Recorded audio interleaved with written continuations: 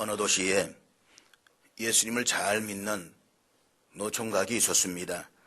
그는 나름대로 큰 사업을 성공을 했지만 혼기를 놓치고 말았습니다. 그러던 때에 어떤 분의 중매로 아리따운 미모의 여성을 만났습니다. 그리고 중매를 한 사람의 말만 듣고 그 여인의 신앙 상태를 확인하지도 않은 채 그녀와 함께 일생을 같이 살기로 결정을 했습니다. 그런데 이 아내가 결혼한 지 꼭 7개월 만에 아들을 낳았습니다. 이 사람은 고민하던 나머지 기도원에 가서 하나님, 이런 경우에 저는 어떻게 하면 좋겠습니까? 라고 하면서 열심히 하나님의 뜻을 물었습니다. 그가 기도할 때마다 주님께서 그의 마음속에 이렇게 말씀하시는 것 같았습니다. 인생이 불쌍하지 않느냐? 그냥 데리고 살아라.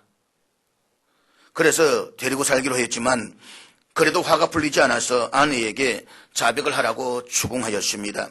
아내는 눈물을 흘리면서 한 번만 용서해달라고 빌었습니다. 남편은 다시 한 번 더 그러면 용서하지 않겠다고 다짐을 받은 후에 그 아들을 기르기로 하였습니다. 그러나 아무래도 그 아이는 자기 아들이 아닌지라 이름을 의남이라고 지었습니다. 의심 가는 남자라고 해서 의남이라고 말입니다. 그런데 아내는 이 아들이 출생한 이후에도 정신을 차리지 못하고 남편이 출장을 가면 이웃의 제비족을 불러들여서 나이트클럽으로 돌아다니기에 바빴습니다.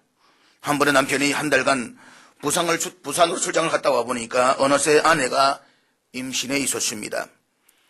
이 남편은 분노를 이기지 못해서 평소에 못 마시던 술까지 마시면서 아내를 추궁하였습니다. 그랬더니 아내는 이 아이는 정말 당신의 아이라고 울면서 우겨댔습니다.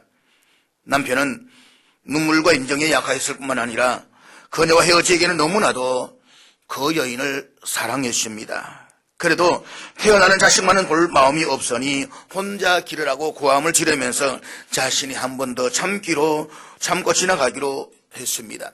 이번에는 딸이 태어났습니다. 이 딸은 용서할 수 없다는 생각 때문에 이름을 용서할 수 없는 불용이라고 이름을 지었답니다.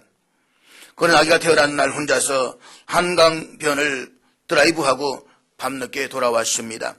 아내가 병원에서 퇴원한 이후에도 아내와 아기가 있는 방을 거들떠보지도 않고 지냈습니다. 그러나 때로는 이 시간이 아주 좋은 약이었습니다. 1년쯤 지나자 비록 정체불명의 딸이었지만 이 딸의 재롱이 아버지의 마음을 기쁘게 하면서 남편의 마음에 있던 상처도 서서히 아물어가고 있었습니다. 그런데 어느 날 회사에 긴급한 상황이 벌어졌습니다. 아주 급한 일로 자신이 직접 뉴욕지사에 해외 출장을 가야만 했습니다. 그러나 이 아내가 마음이 놓이지 않아서 부탁을 하고 또 부탁을 했습니다. 아내는 염려하지 말고 잘 도와오라고 했습니다. 그래도 믿기지 않았지만 먹고 살기 위해서 할 수 없이 뉴욕으로 갔습니다. 1년 후에 일을 마치고 집에 돌아와 보니 아내는 또 임신을 해 있었습니다. 미처 딸이 젖을떼기도 전에 아들이 태어났습니다. 이번에는 절대로 용서할 수 없다고 말하면서 이혼장을 내놓고 다그쳐 물었습니다. 이 아이도 내 아이가 아니지? 아내는 그렇다라고 말하면서 자신이 어둡고 추하겠던 지난 날들의 모든 일들을 고백을 했습니다. 아내의 소행은 괘씸했지만 그녀를 버리기에는 너무나 사랑했기 때문에 한 번 더 용서하기로 결심을 했습니다. 그 대신에 자신이 벌어다 주는 돈으로 부정한 짓을 하고 다녔기 때문에 은행 통장을 다 빼앗아 버렸습니다. 그리고 이제는 정말 새로운 출발을 하자면서 다시 두 손을 꼭 붙잡았습니다. 이 이야기는 사실 호세에 기록된 이야기를 현대판으로 바꾸어서 각색해본 이야기입니다. 여기서 남편은 하나님이시고 부정한 아내는 하나님을 버리고 떠나가고 또 떠나가는 하나님 없이 살아가는 인생들입니다. 이사야 54장 5절 말씀 보면 하나님께서는 이렇게 말씀을 하십니다. 너를 지으신 이가 내 남편이시라. 그의 이름은 만군의 여호와이시며. 우리 하나님은 우리를 지으시고 우리의 사랑하는 남편이 되어서 우리와 생애를 함께하기를 원하십니다. 그런데 우리는 하나님을 부담스러워합니다. 하나님의 음성 듣기를 거부합니다. 집요하게 하나님 없는 삶을 살려고 합니다. 이러한 잘못된 인간의 모습을 바라보면서 사도 야고보는 이렇게 말씀을 하고 있습니다. 야고보서 4장 4절 말씀, 야고보 4장 4절 말씀 우리 한번 같이 읽도록 하겠습니다. 같이 읽습니다. 시작. 여기서 말하는 간음은 그저 단순히 도덕적인 간음이 아닙니다. 마땅히 하나님의 사랑에 응답하여 주님과 더불어 살아가야 할 우리가 하나님을 버리고 세상과 짝하여 살아가는 모습을 가리켜서 성경은 음행에 빠졌다라고 말씀을 하고 있습니다. 오늘 본문은 이렇게 말씀하고 있습니다. 그러므로 보라, 내가 그를 다일로 거친 들로 데리고 가서 말로 위로하고 거기서 비로소 그의 포도원을 그에게 주고 아굴 골짜기로 소망의 문을 삼아 주리라. 성경은 이 여인이 처해있던 삶을 가리켜서 아굴 골짜기라고 말씀하고 있습니다. 이 여자의 삶은 아굴 골짜기에서의 방황이었던 것입니다. 여호수아 7장에 보면 난공불락의 성이었던 여리고를 점령했던 이스라엘 백성들이 아주 작은 아이성의 전투에서 무참하게 패하는 장면이 나옵니다. 그것은 아간이라고 하는 한 사람의 범죄 때문이었습니다. 탐욕과 욕정을 이기지 못해서 범죄했던 아간이라는 이 한 사람의 범죄가 이스라엘 백성들에게 비참한 패배를 가져다 주었습니다. 뿐만 아니라 말할 수 없는 고통과 비극을 경험하도록 했습니다. 이스라엘 백성들은 극한 두려움을 경험해야만 했습니다. 이 말할 수 없는 참혹한 절망의 상황에서 여호수아 옷을 찢고 이스라엘 장로들과 함께 여호와의 궤 앞에 엎드려 머리에 티끌을 뒤집어 쓰고 울부짖으며 호소를 합니다. 하나님, 너무 기가 막혀서 말이 나오지 않습니다. 어떻게 이럴 수가 있다는 말입니까? 이럴 거면 무엇 때문에 우리 이 백성들을 이끌어서 요단강을 건너게 하셨습니까? 그때 하나님께서 여호수아에게 이스라엘 모든 백성들은 스스로 거룩하게 하라라고 명령을 하십니다. 하나님의 도우심을 따라서 범죄자 아간이 색출되었고 사람들은 아간과 그의 가족들을 돌로 쳐 죽였습니다. 그리고 그 범죄한 물건들을 모두 불태워 버렸습니다. 이때 하나님의 진노와 물건들이 불타는 화염으로 끓어오르는 골짜기를 성경은 아굴 골짜기라고 명하였습니다. 아굴 골짜기는 번역하면 괴로움의 골짜기라고 말하고 있습니다. 오늘 남해주에서는 환란이라고 말하고 있습니다. 아굴 골짜기, 그곳은 바로 범죄의 골짜기이며 환란의 골짜기이며 괴로움의 골짜기였습니다. 성경에 나타난 호사의 선자의 아내였던 고멜이라는 여인이 처했던 삶의 자리는 바로 하나님 없이 방황하는 자리에서 범죄한 자의 인생의 골짜기였습니다. 그래서 현대인의 성경에서는 고난의 골짜기라고 번역하고 있습니다. 우리 중에 환난의 골짜기와 범죄의 골짜기, 고난의 골짜기에 빠져서 방황하는 사람들이 얼마나 많이 있습니까?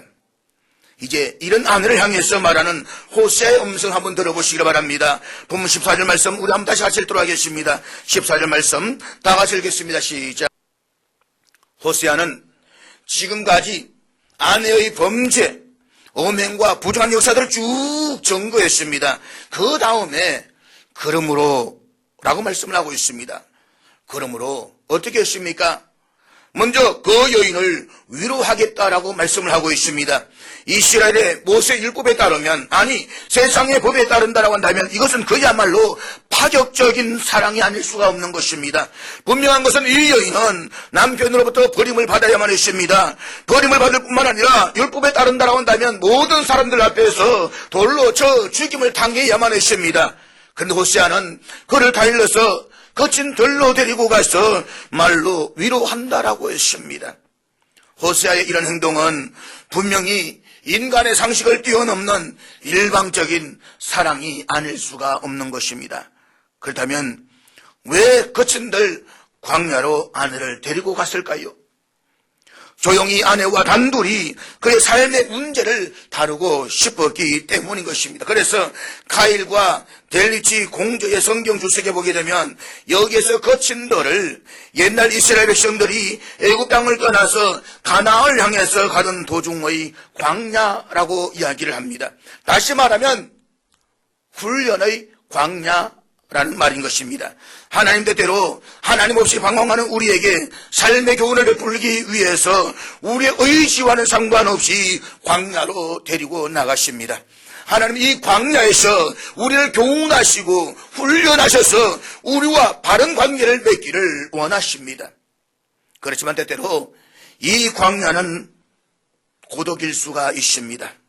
모든 것을 내려놓는 상실의 고통일 수도 있습니다. 사랑하는 사람과의 작별이 될 수도 있습니다. 그러나 여러분, 우리가 하나님과의 관계를 회복하고 그분의 사랑받는 자녀로 서기 위해서는 이 광야가 꼭 필요하다는 것입니다. 인생은 낙원에 거주하고 있는 동안에는 하나님의 음성의 귀를 기울이려고 하지 않습니다. 사람들과의 인파 속에 둘러싸여 인기를 누리고 있을 때에 우리는 전혀 하나님의 거룩한 이름을 부르지 않습니다. 사업이 잘 될 때에 하나님의 이름을 잊어버립니다. 권력이 상승할 때에 인생은 하나님 없이도 잘 살 수 있다고 오만할 수가 있습니다. 원악한 인간은 자신이 잘 될 때에 오히려 하나님을 부담스러워합니다. 그래서 하나님 없는 삶을 살려고 합니다. 그러나 여러분, 하나님은 이런 우리를 어느 날 거친 돌로 데리고 나가십니다. 그리고 그 모든 것들이 우상이었음을 보여주십니다. 내가 그렇게 붙잡고 있는 것들이 들꽃마도 못하다는 사실을 깨닫게 하십니다. 내가 그렇게 소중하게 여기는 그 모든 것들이 아침의 안개와 같다는 사실을 알게 해 주십니다. 오늘 본문은 하나님을 가장 사랑해야 할 최선의 계명을 부여받은 사람들이 하나님을 떠나서 범죄의 골짜기에 빠져서 방황하는 죄인의 모습을 보여주고 있습니다. 본문 13절에 보면 당시 이스라엘 백성들의 삶의 형편을 이렇게 말씀을 하고 있습니다. 우리 13절 말씀 한번 다 같이 읽도록 하겠습니다. 같이 읽습니다. 시작. 여기에 보면 쾌락의 즐거움과 사치와 허용으로 말미암아서 그 여인은 남편을 잊어버렸다라고 말씀을 합니다. 그런데 이 여인이 자고 있었던 귀고리와 폐물은 다 누구의 것입니까? 남편의 것입니다. 이 여인은 남편이 주는 것으로 사치와 허영에 빠져 있으면서도 그 남편을 잊어버립니다. 이것이 이스라엘 백성들이요 오늘 우리 인생들이라고 하는 것입니다. 사업이 잘 되자 하나님을 망각합니다. 명예가 높아지자 하나님을 망각합니다. 자신의 삶의 형편이 좋아지니까 하나님을 망각합니다. 그런데 하나님은 이들을 심판하시겠다고 말씀하지 않습니다. 저 같으면 괘씸해가지고 두들겨 뱉기도 하고 쫓아버리기도 하고 다 빼앗아버리고 싶겠지만 하나님 그렇게 말씀하지 않습니다. 징계해서 그 땅에서 추방하신다고 말씀하지도 않습니다. 하나님은 오히려 우리에게 자녀된 신분을 주시면서 그것을 거두지 않겠다라고 말씀을 하십니다. 사랑하는 여러분, 사람들 가운데 누가 이런 대신의 쓰라림과 억울함을 당하고서도 한 사람을 그렇게 사랑할 수가 있겠습니까? 하나님의 사랑과 사람의 사랑이 얼마나 다른가를 보십시오. 이 말씀은 하나님의 생각은 우리의 생각과 다르며 하나님의 길은 우리의 길과 현저하게 다르다는 사실을 분명하게 보여주고 있습니다. 인간의 판단으로 악을 골짜기는 분명히 괴로움의 골짜기였습니다. 고통의 골짜기였습니다. 환난의 골짜기였습니다. 그러나 그 악을 골짜기에 위로가 있었습니다. 배신자의 골짜기, 고난의 골짜기, 모든 것이 무너진 거친 들판에서 고독하게 울고 있던 우리에게 찾아온 하나님의 위로의 손길을 보십시오. 지금까지 엄행과 부정한 삶을 살아왔던 아내를 심판하지 않고 위로하겠다는 호세아의 이 말씀은 범죄 가운데 살아가는 우리들, 하나님께서 모든 것을 주시고 해와 홍교와 달과 근거 없었던 그 하나님의 은혜를 잊어버리고 세상 가운데 살아가는 우리 인생들을 광야로 불러내어서 말씀하시면서 위로하시겠다는 하나님의 음성인 것입니다. 그러므로 어떻게 하겠다고 말씀을 하십니까? 두 번째로 악을 골짜기를 소망의 문으로 삼아주신다라고 했습니다. 오늘 본문은 이렇게 말씀하고 있습니다. 거기서 비로소 그의 포도원을 그에게 주고 악을 골짜기로 소망의 문을 삼아주리니, 악을 골짜기는 요단강을 건너면 곧 나타나는 팔레스타인 정부의 열쇠가 되는 장소입니다. 그러므로 약속의 땅에 도달하려면 반드시 이 악을 골짜기를 통과해야만 합니다. 그런데 불행하게도 옛날 이스라엘 백성들은 가나안 정복을 앞둔 바로 아이성의 전투에서 범죄함으로 마무리하면서 악을 골짜기에서 좌절과 실패를 경험했습니다. 사랑하는 여러분, 우리도 축복의 목전에서, 영광의 목전에서, 그리고 부흥을 앞둔 이 시점에서 서디선 실패와 아픔을 경험한 적이 얼마나 많이 있었습니까? 그런 의미에서 악을 골짜기는 하나님의 사람들의 생애 가운데에서 오늘날에도 재현되고 있는 슬픔과 범죄와 방황의 골짜기인 것입니다. 그러나 호세아가 그의 아내 고멜을 버리지 않았듯이 하나님께서는 이스라엘을 버리지 않으셨습니다. 그 하나님 동일하게 오늘날 우리를 버리지 아니하시고 절망 속에서 소망의 새벽과 영광의 빛을 내려주십니다. 하나님께서는 호세아 2장 8절에서 이렇게 말씀을 하고 있습니다. 곡식과 새 포도주와 기름은 내가 그에게 준 것이요. 남편은 아내를 사랑하였으므로 은과 금을 주었습니다. 그러나 그 아내는 남편이 준 이 은과 금을 가지고 다른 남자들을 쫓아다니면서 부정으로 더러운 어두운 세월을 보냈습니다.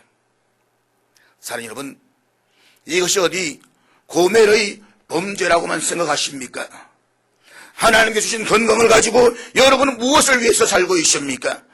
하나님이 주신 지식으로 무엇을 위해 살고 있습니까? 하나님이 주신 재물을 가지고 여러분은 무엇을 위해서 살고 있습니까? 하나님은 건강과 지식, 그리고 시간도 청춘도 모든 부와 행복을 우리에게 주셨습니다. 그리고 그 모든 것을 가지고 오직 한 분 하나님의 영광을 위하여 살도록 명령하셨습니다. 그것이 우리 인생에서 가장 중요한 목적입니다. 그래서 사람의 가장 중요한 목적은 하나님을 영광스럽게 하고 또한 영원토록 그를 즐거워하는 것이라고 했습니다. 여기서 즐거워한다라고 하는 것은 하나님과의 바른 관계에서 오는 기쁨을 누린다는 말인 것입니다. 세상을 즐거워하는 것이 아닙니다. 돈 때문에 즐거워하는 것이 아닙니다. 쾌락 때문에 즐거워하는 것이 아닙니다. 하나님 안에서 즐거워하라는 것입니다. 하나님께서는 오직 그분만을 위해서 살도록 우리에게 모든 것을 주셨습니다. 그런데 하나님을 위해서 살지 않고 세상과 자신을 위해 살며 시간과 인생을 낭비하고 지식을 낭비하고 건강을 낭비해왔던 이 고멜의 범죄는 오늘 바로 저와 여러분 우리의 범죄인 것을 오늘 이 말씀을 통해서 볼 수가 있어야만 합니다. 그 하나님은 이 절망의 골짜기에서 새로운 소망의 역사를 베푸시기를 원하십니다. 그런데 우리가 이 소망을 누리기 위해서는 반드시 해야 할 한 가지 일이 있습니다. 그것은 우리 중에 있는 죄를 제거하는 일입니다. 아간이 제거된 다음에 비로소 이스라엘 백성들이 아이성의 전투에서 영광스러운 역사를 가져올 수가 있었습니다. 죄는 우리에게 절망을 가져옵니다. 죄는 우리에게 영원한 사망을 가져옵니다. 그렇지만 우리가 믿음으로 죄를 자백하고 그 죄를 버리면 하나님은 우리에게 부흥을 주십니다. 새로운 소망을 주십니다. 그 사실을 오늘 본문은 우리들에게 교훈하고 있는 것입니다. 요한일서 1장 9절 말씀 보면 우리들에게 다음과 같은 약속을 하고 있는 것을 볼 수 있습니다. 우리 한번 같이 읽겠습니다. 읽습니다. 시작. 여기에서의 자백은 단순히 입술로 죄를 고백하는 것으로 생각해서는 안 됩니다. 죄의 자백은 죄의 제거를 포함하고 있습니다. 그래서 종교개혁자 칼빈은 그것은 기독교 강요에서 회개를 가리켜서 삶을 하나님께로 돌이키는 것이라고 말하고 있습니다. 그러므로 우리가 죄를 자백하고 회개했다라고 한다면 거기에는 반드시 외형적인 행위의 변화가 있어야만 합니다. 뿐만 아니라 영혼 그 자체 속에서 일어나는 거룩한 변화도 있어야 되는 것입니다. 그것이 없다면 참된 회개라고 말할 수가 없습니다. 그러면 마땅히 그 죄에서 떠나야만 합니다. 죄를 버리고 일어서서 하나님께로 나올 수가 있어야만 합니다. 그래서 마침내 죄가 사라진 곳에 하나님의 부흥의 축복과 그리고 소망의 아침이 밝아올 수가 있습니다. 죄를 회개하고 돌이키면 악을 골짜기를 소망의 문으로 삼아주겠다고 말씀하신 그 하나님의 사랑과 은총은 비단 거기에서만 끝나지 않습니다. 그러므로 어떻게 하시겠다고 말씀을 하십니까? 세 번째로 회복의 역사를 허락해 주시겠다고 말씀을 하십니다. 이 사실을 보면 15절에서 이렇게 말씀하고 있습니다.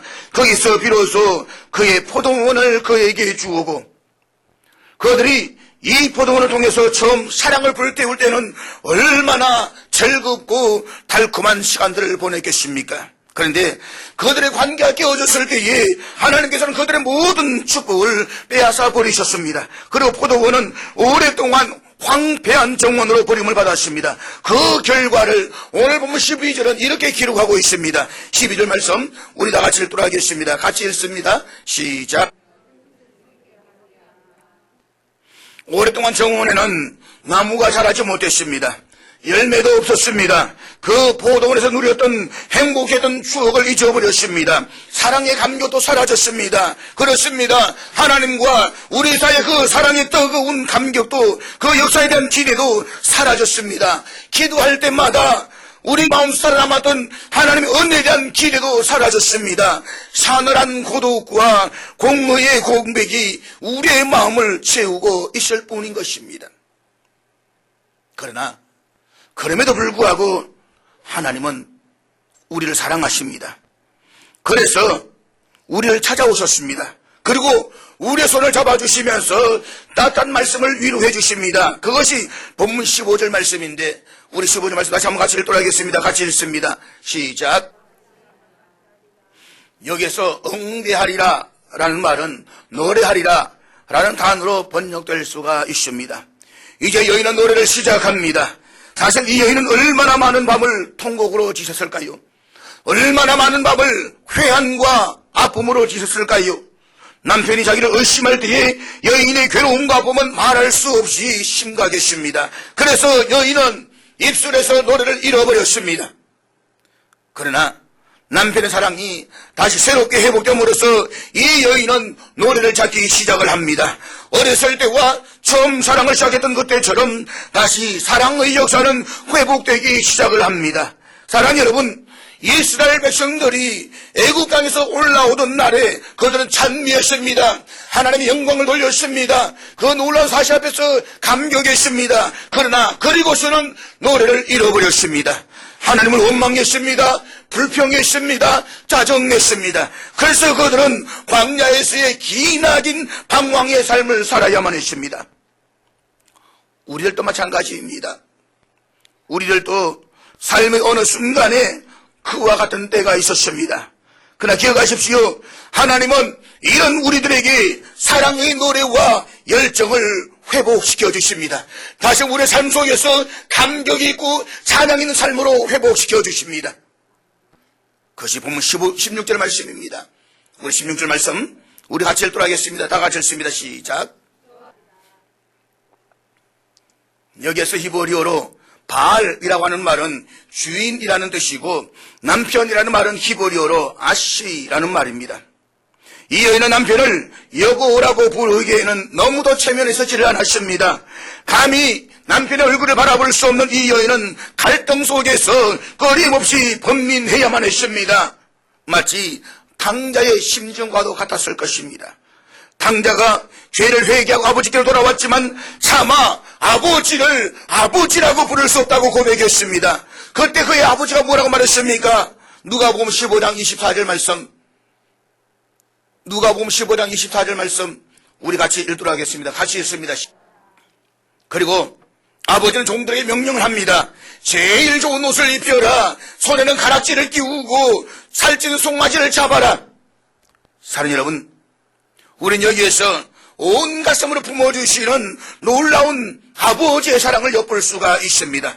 여기에 위대한 회복의 역사가 있습니다. 그리고 회복되는 순간 잔치가 시작되었습니다. 잃어버렸던 기쁨과 찬양이 회복되었습니다. 오늘 예수님께서는 사랑하는 제자들에게 조용히 말씀을 하셨습니다. 이제부터는 너희를 종이라 하지 아니하리니. 예수님 우리를 사랑하는 연인처럼 대접하시며 영광스러운 신부로 삼으셔서 우리의 남편이 되신다라고 했습니다. 또한 그분은 우리의 생명의 전부가 되시기를 위해서 우리에게 다가오십니다. 그것이 바로 임마누엘 성탄절의 의미인 것입니다.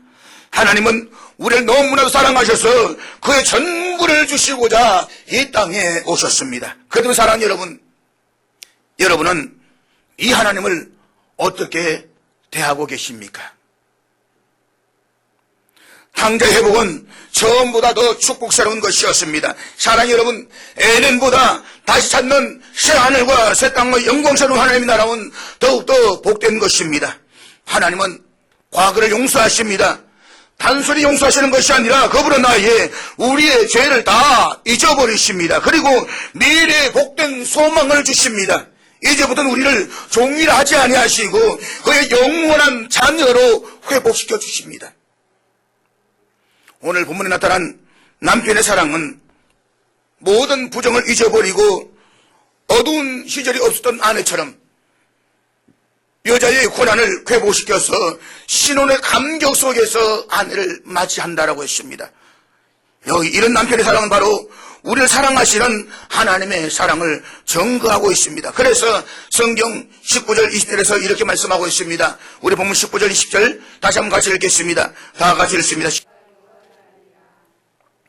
여러분, 하나님과 우리와 사이에는 일순적인 관계가 아닙니다. 순간적인 만남을 끝나는 사이가 아닙니다. 바람처럼 셉셉질하는 그런 관계가 아닙니다.